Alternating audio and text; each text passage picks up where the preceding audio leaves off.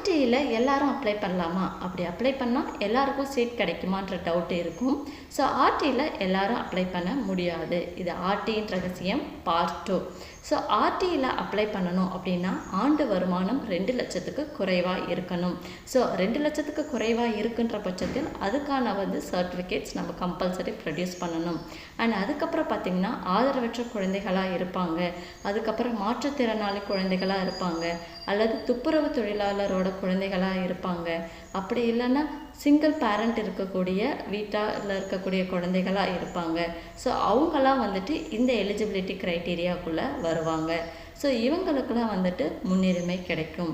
And எப்படி apply பண்ணுறது, எந்த சைட்டில் போய் அப்ளை பண்ணணும், அப்ளை பண்ணணுன்னா எந்த மாதிரியான டாக்குமெண்ட்ஸ் எல்லாம் வேணும், அதெல்லாம் நம்ம ஆன்லைனில் அப்ளை பண்ணணுமா இல்லை டைரெக்டாக ஆஃபீஸில் கொடுக்கணுமா அப்படின்றத நெக்ஸ்ட் வீடியோவில் சொல்கிறேன். Stay tune.